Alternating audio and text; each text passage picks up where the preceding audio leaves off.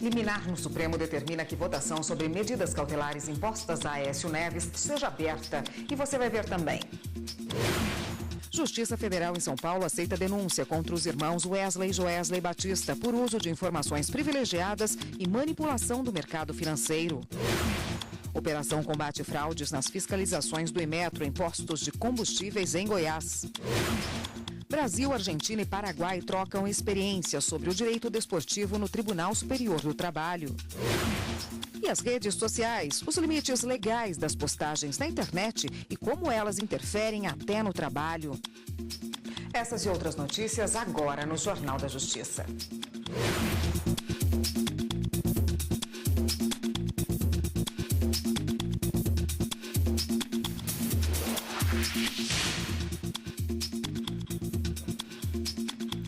Olá, boa tarde para você.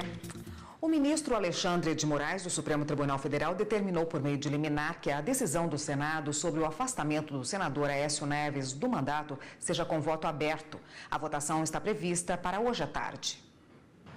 O mandado de segurança com pedido de liminar para que a votação seja aberta foi apresentado pelo senador Randolfo Rodrigues um dia antes do plenário da Casa Legislativa decidir sobre o afastamento de Aécio Neves das funções parlamentares. No pedido, o parlamentar justificou que a emenda constitucional 35 de 2001 retirou do texto original da Constituição o termo secreto para tornar aberta a votação e citou uma decisão anterior do Supremo Tribunal Federal em que o ministro Edson Fachin impediu a votação secreta no caso envolvendo o relaxamento da prisão do então senador Delcídio do Amaral. Ao decidir que a votação deve ser aberta, ostensiva e nominal, o ministro Alexandre de Moraes citou a Constituição Federal.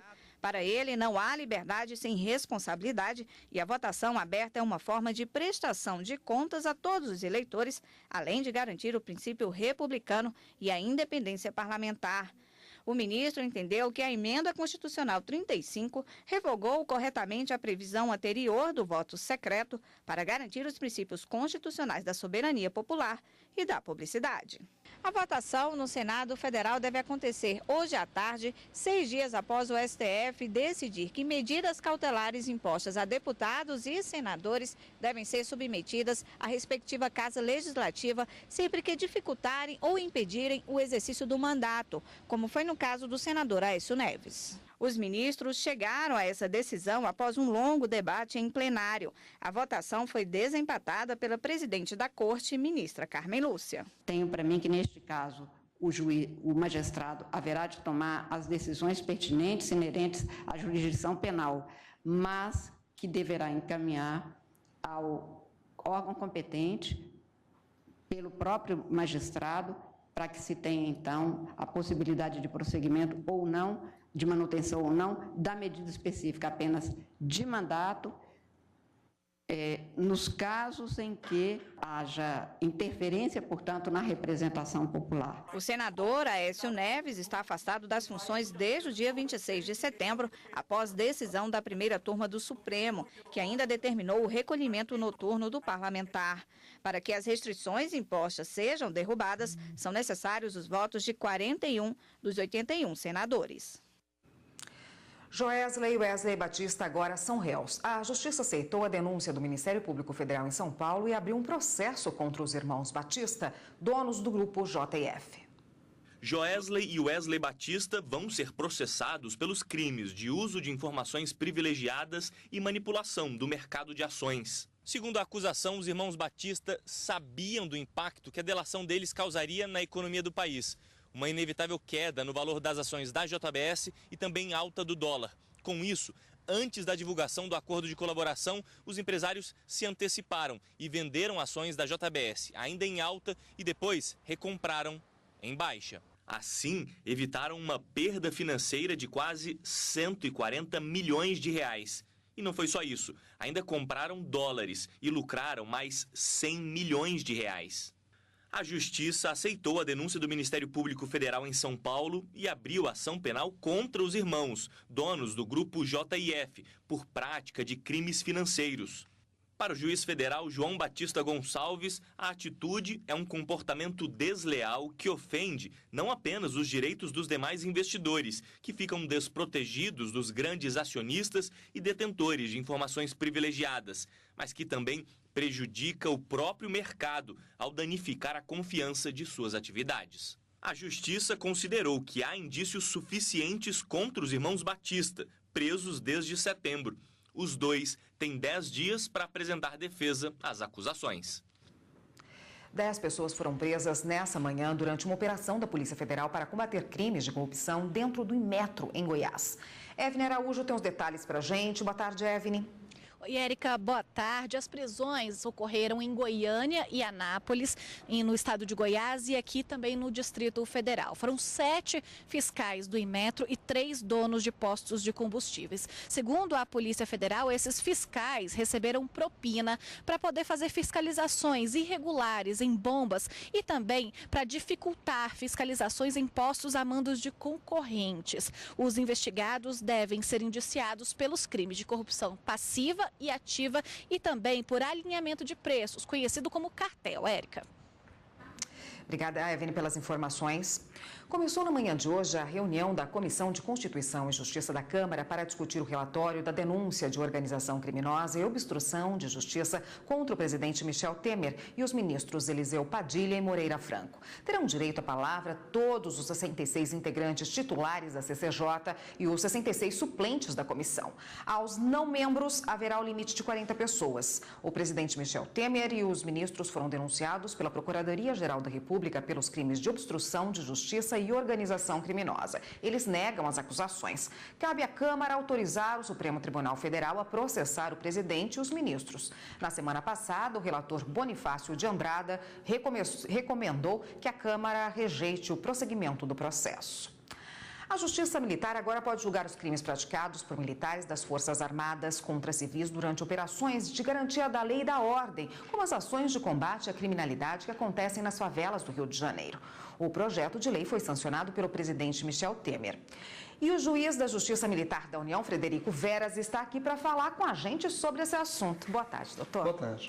Bom, pelo texto aprovado, se um militar das Forças Armadas atingir mortalmente aí um civil, durante uma dessas operações de natureza aí, de operação, o julgamento será realizado pela Justiça Militar. O que muda com isso? Exatamente.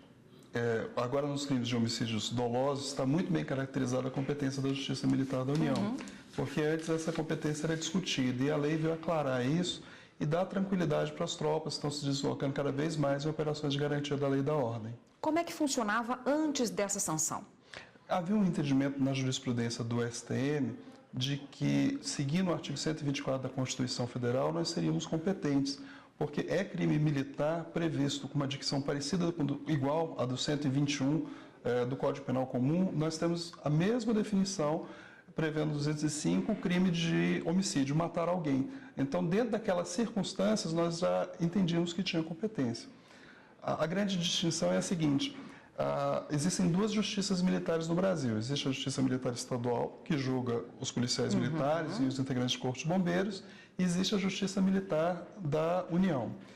Quando, no patrulhamento, algum policial militar comete um determinado crime, ele vai ser julgado aonde? Excetuando os crimes dolosos contra a vida, que vai para o Tribunal do Júri. Ele vai ser julgado pela Justiça Militar Estadual. O que esse decreto traz, o que essa lei traz, melhor dizendo, é uma clareza maior com relação à competência da Justiça Militar da União quando os integrantes das Forças Armadas estiverem em funções de apoio ou de substituição das Forças de Segurança Pública, e dentro dessas funções eles merecem ser julgados dentro da Justiça, que é especializada, que compreende o que é um palco de operações, compreende como é que são as operações militares. E a Constituição Federal já previa isso, de alguma forma? A Constituição Federal, do seu artigo 124, prevê que a Justiça Militar da União cumpre julgar os crimes militares previstos em lei. E esse artigo 9º, ele é uma peça-chave para se entender como é a competência da Justiça Militar da União. Ele foi alterado agora e, primeiro, ele aclarou e também ele aumentou a gama de crimes que podem ser julgados pela Justiça Militar da União. E o pano de fundo disso é justamente o acréscimo dessas operações de garantia da lei e da ordem. Já era uma demanda antiga, né, dos militares, e o STM compactua com essa necessidade, né, desse julgamento diferenciado. Nós que atuamos na Justiça Militar da União, na segunda instância o STM, na primeira instância os juízes militares, as auditorias, nós já percebemos isso há muito tempo, né? Essa necessidade de um julgamento especializado, de uma compreensão de como é que ocorrem as operações militares e principalmente perceber que quando o militar atua, ele atua em cumprimento de ordens, né? E o descumprimento dessas ordens também acarreta sanções jurídicas, né? Então, essa percepção, essa compreensão de como é a atividade militar, isso nós temos, né? É uma especialidade da Justiça Militar da União compreender como é que ocorre. Até por isso que é uma justiça especializada, né? Até por isso que é uma justiça especializada e uma justiça independente com relação às Forças Armadas e uma justiça muito atuante, né? Onde não se detecta nenhum caso assim de, como às vezes se detecta em outras justiças, de uma nossa imparcialidade, uma imparcialidade muito grande. É nítido isso na Justiça Militar da União. E uma das coisas que eu queria deixar registrado, eu falo muito do número de processos que nós temos. Nós temos pouco processo justamente porque nós existimos. E existimos justamente para que o Poder Civil exerça um controle das atividades militares. Tá ótimo, doutor. Muito obrigada pela participação, pelos esclarecimentos, né? Interessa muita gente. E eu conversei com Frederico Veras, que é juiz auxiliar da presidência do STM e também juiz da Justiça Militar da União. Obrigada, doutor Frederico, pela participação. Obrigado. Até uma próxima. E você vai ver no próximo bloco do Jornal da Justiça. Redes sociais, os limites legais das postagens na internet e como elas podem interferir até no trabalho. Voltamos em instantes.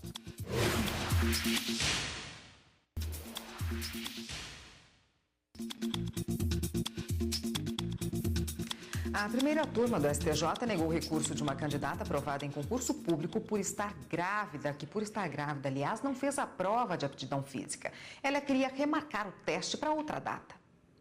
A candidata foi aprovada para o cargo de soldado da Polícia Militar do Estado do Maranhão, mas não compareceu para fazer o teste de aptidão física e exames médicos previstos no edital, porque estava grávida. Pediu para que essa etapa fosse feita depois do parto, mas o pedido foi negado e ela recorreu à Justiça. O caso chegou ao STJ. O ministro Sérgio Cuquina, relator do processo, entendeu que gravidez não é motivo para mudar regras previstas em edital de concurso público. Além disso, a candidata estava ciente de que não poderia estar grávida em nenhuma fase do certame. O ministro lembrou ainda que a postura adotada pela autoridade competente de não aceitar a remarcação do teste não é ilegal e nem abusiva. Está de acordo com as normas previstas no concurso e que os requisitos exigidos no edital são exatamente para impedir que mulheres grávidas sejam submetidas a esforço físico, que pode comprometer a gestação. As redes sociais são importantes para manter a relação entre amigos, funcionários e também com as empresas, mas é preciso ter muito cuidado e bom senso para evitar problemas. Cuidado com o que você posta nas redes sociais. O alerta é de especialistas em recursos humanos. Hoje, muitas empresas, antes de contratar um funcionário, pesquisam o perfil do candidato na internet para saber se está de acordo com a missão e o valor da empresa. E dependendo do que é visto e lido, o candidato é eliminado. Não deve se postar qualquer coisa, né? Eu não sou de postar muita coisa, não. Sou bem reservado. Geralmente, eu não gosto de publicar mesmo em rede social, porque acho que certas coisas, né, no momento você não tem que publicar. Éder garante que costuma ser discreto nas redes sociais, evita publicar fotos e opiniões que possam gerar polêmicas ou discussão. Mas ele acha que, em alguns casos, o patrão não pode interferir no post do funcionário. Cada um tem sua opinião, né? Eu acho que o patrão não deve influenciar na opinião da pessoa pessoal, né? Profissional tudo bem, mas pessoal não. Se você está postando algo que é seu, né? Sua opinião, acho que cada um tem a sua e o patrão tem que respeitar. A liberdade de expressão é um direito constitucional de todos os brasileiros, vedado o anonimato. Mas em alguns casos esse direito termina quando o outro se torna vítima de assédio, preconceito ou até mesmo de ódio. E aí quem praticou, além da demissão por justa causa, pode responder até na esfera criminal. A maneira com a qual eu, empresa ou eu, empregado, me relaciono com a sociedade. Eu tenho o dever de lealdade, eu tenho o dever de informação verdadeira, eu tenho dever de transparência. Se eu não observo, empresa ou empregado, não observo esses deveres, eu começo a abusar de um determinado direito que eu tenho e a partir disso daí poderia ser identificado um ilícito. Identificado o ilícito, a justa causa seria uma saída potencial que poderia ser identificada naquele caso concreto. Uma funcionária de uma rede de televisão americana foi demitida após publicação irônica numa rede social sobre as vítimas do pior ataque a tiros dos Estados Unidos, que deixou 58 mortos e mais de 500 feridos. O motivo da demissão foi a violação dos padrões da empresa e opiniões inaceitáveis. Qualquer tipo de prova que seja extraído da internet pode ser utilizado nos autos. A única sugestão que eu faço é para que aquelas pessoas que queiram se valer de uma determinada prova digital para jogar nos autos, que se valha também de uma ferramenta que o novo Código de Processo Civil trouxe para o ordenamento jurídico brasileiro, que é ir até um cartório e neste cartório pedir para que se faça uma declaração daquele conteúdo que foi constatado na internet, que é o que a gente chama de ata notarial. Constitui justa causa do contrato de trabalho quem não agir com moderação ou mau procedimento na rede social, usar a internet para violar segredo empresarial. Apesar desse monitoramento por alguns empregadores, a ferramenta é muito importante para estabelecer uma rede de contato profissional e, por isso, a recomendação é sempre fazer bom uso dela. E a repórter Carolina Chaves está agora com um especialista em RH, uma especialista em RH para falar mais sobre esse assunto. Carolina, boa tarde. Isso mesmo, Érica. Boa tarde para você, boa tarde a todos. Eu vou conversar agora com a Carmita Bezerra, que ela vai explicar um pouco sobre o uso das redes sociais pelos recursos humanos. Carmita, qual o limite dessa interferência das redes sociais na contratação de um candidato? Boa tarde. Boa tarde. Bom, eu acho que tudo passa pelo bom senso. O profissional, ele tem que se preocupar com a imagem que ele quer passar para a empresa. Qual a visão dele? Isso tem que estar muito coerente com o que ele quer seguir na carreira dele. Por outro lado, a empresa tem que ver qual o profissional que realmente vai estar de acordo com a cultura que ela imprime. A cultura organizacional dela tem que estar coerente com isso. E todos os funcionários têm que estar alinhados com essa missão dela. Então, a questão da missão, junto com a cultura e junto com essa coerência, tem que ser também averiguada juntamente com a mídia social, que é uma ferramenta que todos nós utilizamos hoje para se comunicar e é um fator de exposição, onde nós colocamos pensamentos, onde nós mostramos nossa vida pessoal, nossa vida social e também nossa vida profissional. Então ela tem que ter uma coerência. Então o limite é um limite que vai muito pelo bom senso. Então acredito muito que cada profissional ele tem que haver com essa preocupação. Ele tem que saber qual é a imagem que ele quer passar. A credibilidade está muito dentro dessa imagem que ele vai passar. Não adianta porque o ser humano é um ser humano integral. Ele não consegue dizer naquele momento eu era um e como profissional eu sou outro. Isso tem que estar muito bem internalizado nele.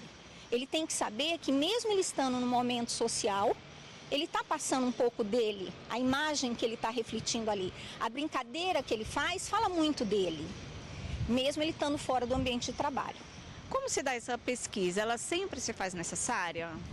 Hoje, quer dizer, já tem alguns anos que a área de recrutamento e seleção está utilizando as redes sociais para fazer entrevistas online. Então hoje, até em virtude do tempo, do deslocamento dos candidatos, a gente agenda com os candidatos e faz a entrevista online. E a gente utiliza os meios sociais, as mídias sociais, para pesquisar, para conhecer um pouco dos interesses desses candidatos. Então descobrir quais são os valores, quais são os interesses que ele tem, quais os tipos de amizade no sentido de grupos que ele participa. Então, tudo isso já dá uma imagem desse candidato, qual nós vamos recrutar, nós vamos selecionar, né? Então, isso ajuda muito. E já tem, acho que, algum tempo que o recrutamento e seleção está utilizando essas ferramentas. Ok, muito obrigada pelas informações. É com você, Érica. Obrigada, Carolina. O penhor de joias tem sido uma das opções dos brasileiros quando se pensa em empréstimo rápido. Só no primeiro semestre deste ano, o penhor movimentou mais de 7 bilhões de reais. Crédito rápido e sem burocracia. Quando o assunto é penhor de joias, é isso mesmo que acontece. Quem busca o empréstimo deve levar a joia até uma agência da Caixa Econômica Federal, único banco no Brasil autorizado a fazer o procedimento. A joia passa por avaliação para definir o valor de mercado e o dinheiro é liberado na hora para o cliente. O crédito pode chegar até 100% do valor do bem. Isso vai depender da relação do cliente com o banco. A taxa de juros também é atrativa, 2,10% ao mês, tarifa menor do que cobrada em empréstimo pessoal, que em média fica em 5%. Além disso, pessoas com nome negativado podem fazer o penhor de joias. Isso porque o bem é usado como garantia no negócio. É considerável, é um produto importante para a Caixa, ela traz um benefício a quase 5 milhões de brasileiros que tiveram acesso a essa operação e teve um crescimento em relação a 2016 no igual período de 11%. Mais de 7 bilhões de reais em crédito por penhor de joias foram concedidos só no primeiro semestre deste ano. E o que muita gente não sabe é que o penhor de joias não é o mesmo que penhora. O penhor só recai sobre bens móveis, esse penhor comum que nós estamos tratando aqui. Enquanto a penhora, que é esse ato de constrição judicial de bens, decorre necessariamente da existência de um processo onde a parte devedora já não conseguiu pagar antes do início do processo, não é? E aí esse ato de constrição pode cair sobre bens móveis, imóveis, conta bancária, é uma extensão bem mais gravosa para o devedor. Você vai ver no próximo bloco do Jornal da Justiça. Brasil, Argentina e Paraguai trocam experiências sobre o direito desportivo no Tribunal Superior do Trabalho. A gente volta já já.